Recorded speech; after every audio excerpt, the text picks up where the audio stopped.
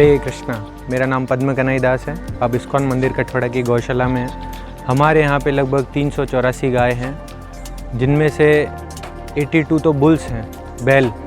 हम बैलों का सेवा भी कर रहे हैं। उसमें से लगभग 102 छोटे बछड़े और बछड़ियाँ हैं और 280 के जितनी लगभग ये गाय हैं जो आप देख रहे हैं। ये बिना दूध देने वाली गाय हैं और 12 गाय ही केवल इसमें से दूध देती हैं।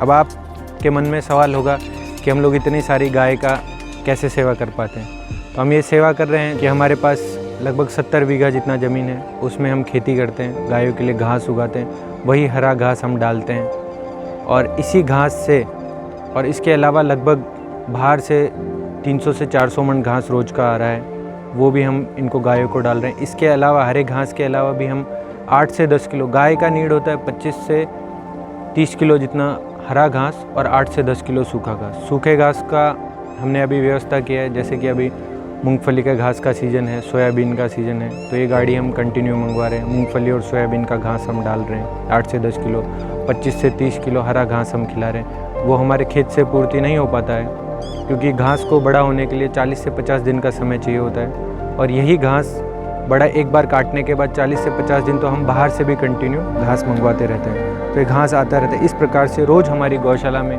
लगभग 40 से 50 हज़ार रुपये का खर्चा होता है गौवंश गौ माता के लिए। और दूध का जो मैं बता रहा था आपको, 12 गाय का दूध भी हम एक समय ही निकालते हैं। जो बछड़ियाँ पीने के बाद जो दूध बचता है वो दूध अमृत के समान होता है और वही दूध भगवान के भोग के लिए हम निकालते हैं।